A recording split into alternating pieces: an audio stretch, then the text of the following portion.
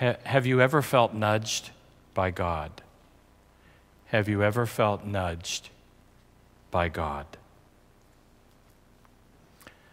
I was on an airplane headed for the Holy Land.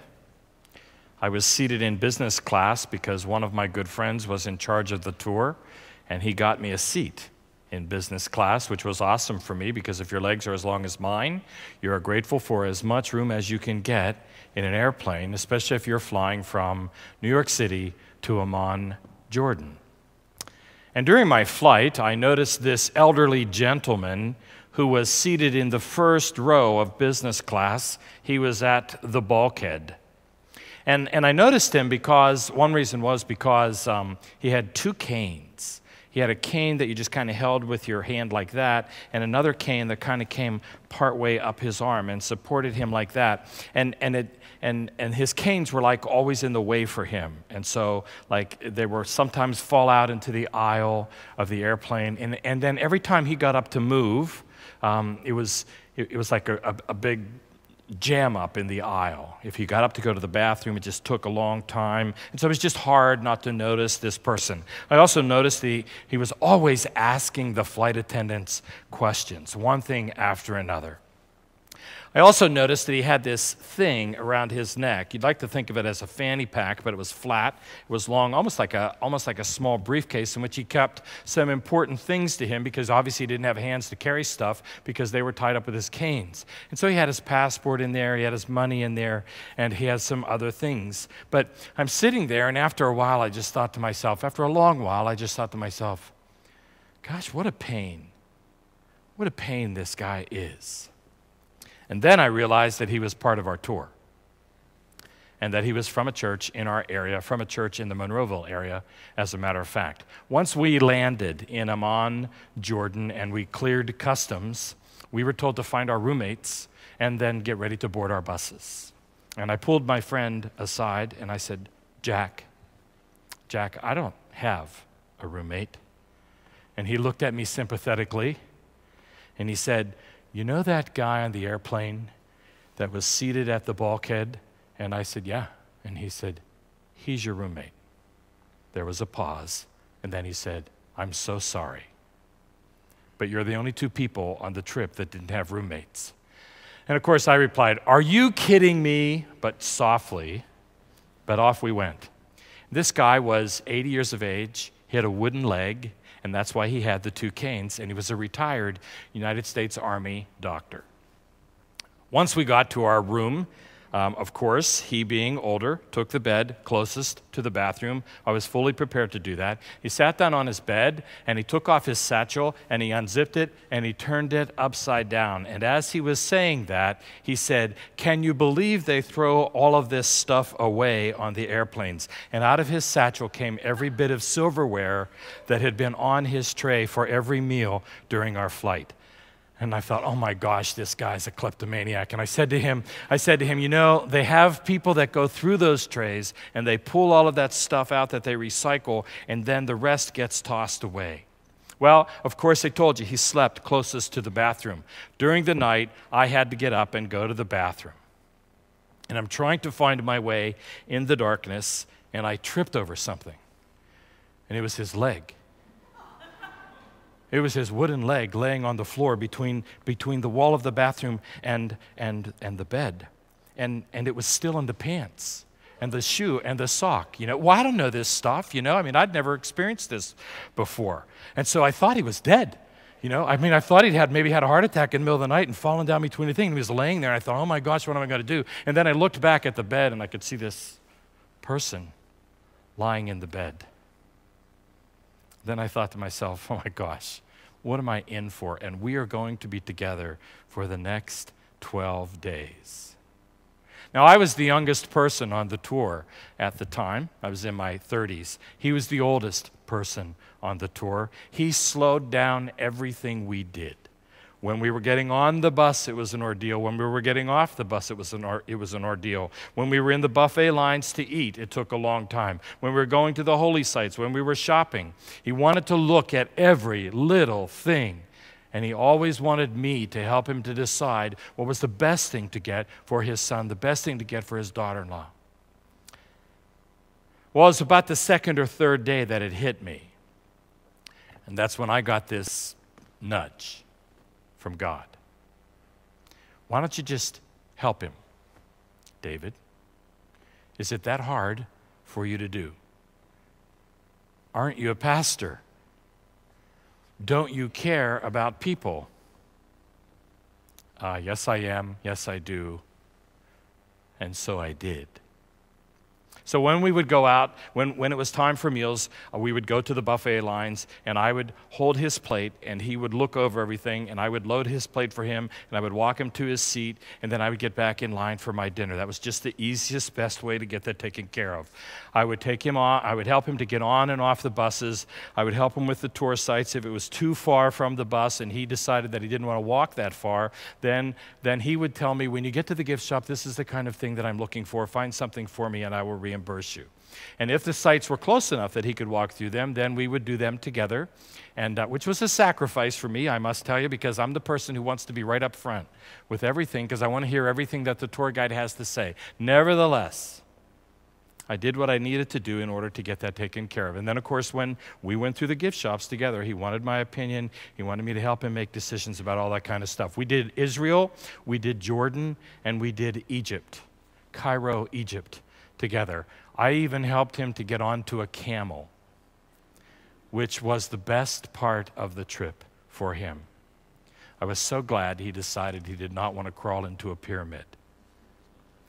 Now, at first, I did not want to do any of it, but God nudged me to do it. Now, what's so bizarre about all of this is that people started to observe what I was doing, and I had no idea that there were people watching us, because I was just doing what God was nudging me to do, trying to make the best of a less than perfect situation. But everybody on the tour noticed, and they began to talk to me about how wonderful I was. I knew better than that. And I said, no, I'm not. And they said, well, yeah, we thought maybe you were his son, or that the two of you were related. I said, we're not. And he said, but you're so good with him. We've never seen anybody treat a stranger like that. I couldn't take any of the credit. All I did was say yes when God nudged me. As a matter of fact, it was more like, all right, if you insist. So the question for the day remains, has God ever nudged you? Because one of the things that God uses to grow our faith is a personal ministry of some sort. And we can have lots of personal ministries.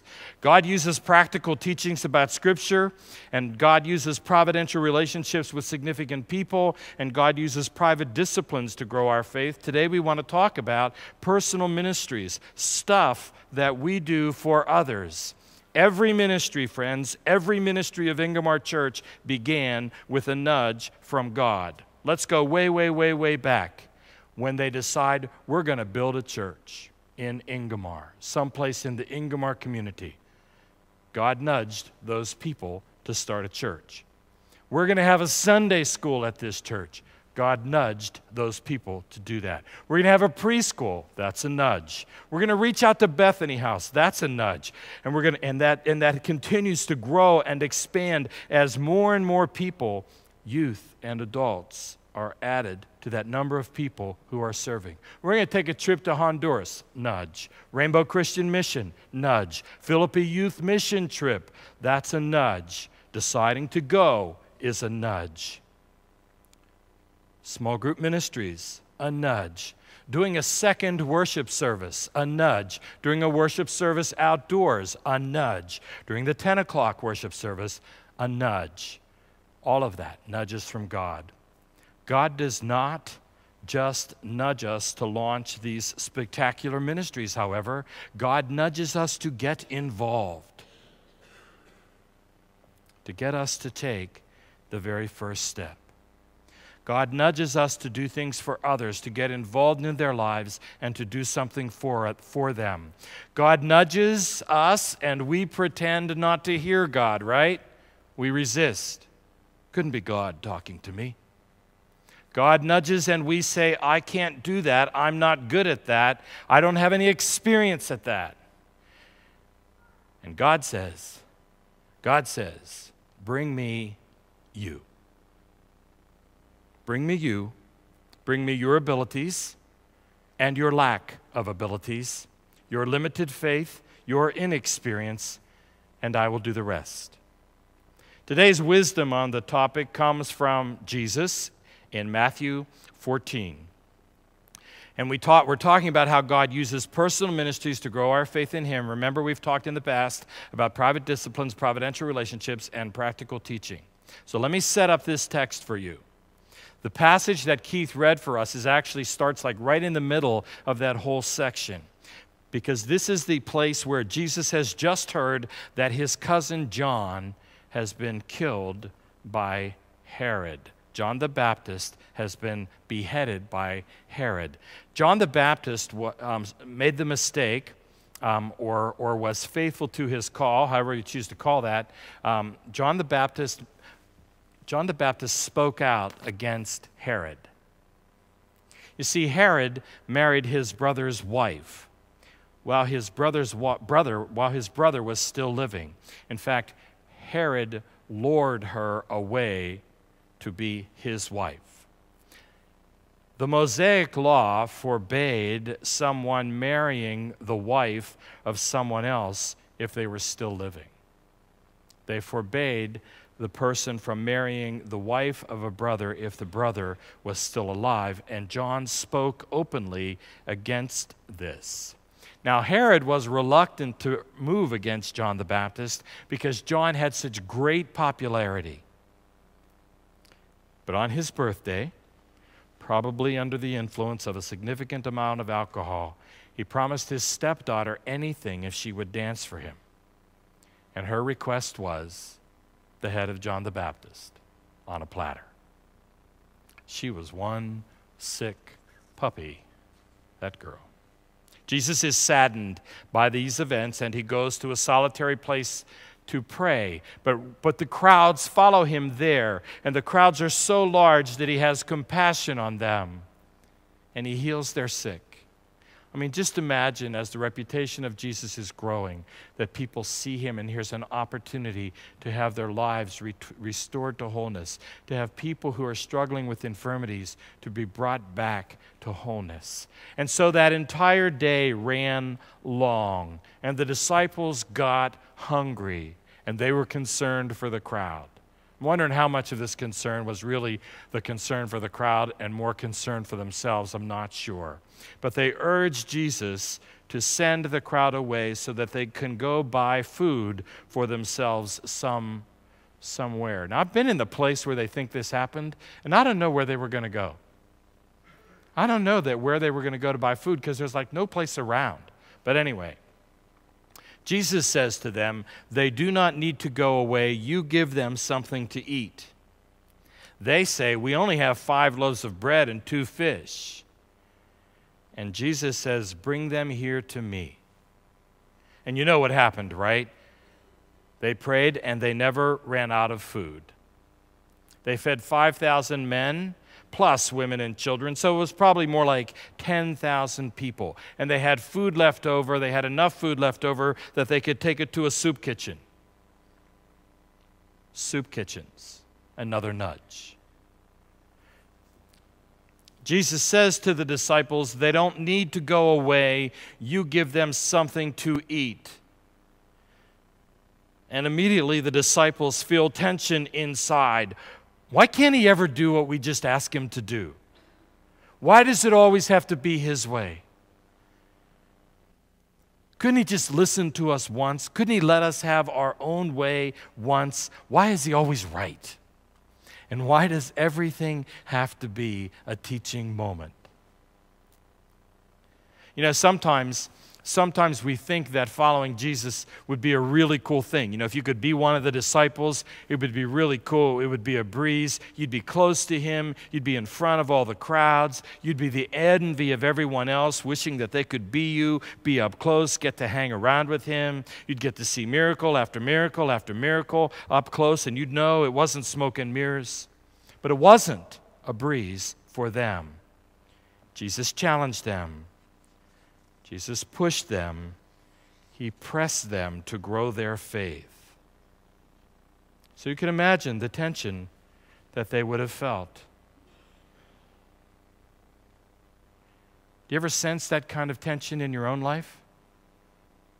You sense a need, God nudges you to meet the need, and sensing the need could be the nudge in and of itself. But then you begin to feel this tension inside. And you think, well, I'll have to pray about that for a while. And God says, no, do it. Well, I'm not prepared. I'm not really equipped to do that. And God says, bring me what you have. We say, I don't have time. I don't know my Bible well enough. I didn't go to college. That wasn't my major in college. I have all of these unanswered questions about issues like that. I lack experience, or I'm afraid. God says, bring me what you have. I will do the rest. And so the disciples brought 5 loaves and 2 fish and probably a whole lot of doubt. And Jesus prayed, and the food was multiplied. And once he handed them the bread and the fish, then they did what they knew how to do, right? They knew how to pass out food. Jesus did the rest. The disciples knew what they could do, and they knew how to turn to God. You ever feel that tension? You ever feel like maybe God is trying to speak to you to do something? Maybe you're sensing that God is nudging you to get involved in this kind of ministry, or God makes you aware of this need that is existing someplace in our community, and you start to get like tense inside. When God urges you to step outside of your comfort zone, you know that kind of tension? Well, that tension, friends, that tension that you feel is God stretching your faith muscle. That's God stretching your faith muscle. And so here's how we can respond to that. God, I can't, but you can. And I'm going to do what I know how to do, and I'm going to trust you to do what you know how to do. I'll do what I know how to do, but you will need to do the rest. And that's what the disciples did, friends, and 10,000 people were fed. You see, part of what's interesting about this whole passage of Scripture is that Jesus knew that he was going to eventually hand the whole thing over to the disciples. And they needed to have great faith. And they needed to be able to trust in a powerful way. And now, Jesus has handed that whole thing off to us. And we need to have great faith. And part of our responsibility is to reach people with the good news of Jesus Christ and together become fully devoted followers of Christ. You get that? And to do that, we will need to be obedient. And to be obedient, we will need to have great faith. Moving on. After this episode, Jesus is still seeking some solitude. And he gets in the boat, and he goes to the other side of the Sea of Galilee, and the disciples are going to follow later in another boat. And that's exactly what they do. And the waves pick up. Ever been in a small boat when the waves pick up? You know, when they say it like that, it sounds like the lake was like glass, and then a few ripples happened. No, when waves pick up, it gets rough.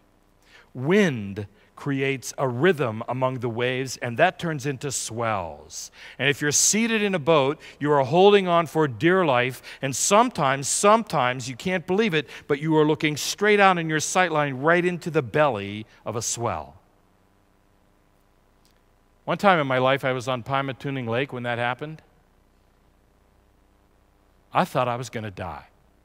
I was terrified These waves were going like this, up and down, and the boat was going up and down, and I didn't get seasick. I don't get seasick, but man, I was praying to God, and I was fearing for my life, and I was holding on in the midst of my terror, and I'm thinking, when the boat capsizes, you get away from the boat, and then you go back to the boat. It capsizes, you swim away from the boat, and then go back to the boat. And so that's the kind of thing that happens to the disciples, only it's even more significant than that. And in the midst of all of that, Jesus comes, and he tells them not to fear. And Peter, man, I just love Peter. Peter says, Lord, if it's you, tell me to come to you on the water. Remember that story? And Jesus says, come.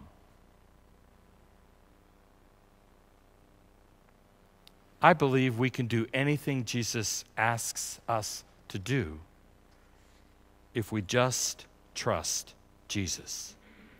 We can do anything if we just trust Jesus. And so Peter asks Jesus, tell me to come. If it's you, tell me to come. And Peter realizes that if Jesus asks me to come, then it's his idea. And then I'll know I can do what he wants me to do. And Jesus says, come. He wants Peter to come to him on the water. And Peter says to himself, so now I'm going to do what I know how to do. I know how to get out of a boat. I know how to walk. That's what I know. That's all he did. Peter did exactly what was asked of him. Peter thought, I'm going to do what I know how to do, and I'm going to see if Jesus will do what only Jesus can do. And that is what Jesus asks of us. And that is how Jesus grows our faith. Just bring to him who you are and what you have, and he will do the rest. You know, friends, we're a great church. We are a great church. We have huge potential. We are called to reach people for Jesus, people all around us. And we are called to build relationships with them so that they will build a relationship with God, so that they will draw closer to God. If we are going to reach our potential, if you are going to become what God hopes you will become, then we will need to respond to the nudge by bringing him who we are and what we have. Nothing more, just who we are and what we have, and God will do the rest. And then just watch that faith muscle stretch, and watch your faith in God grow.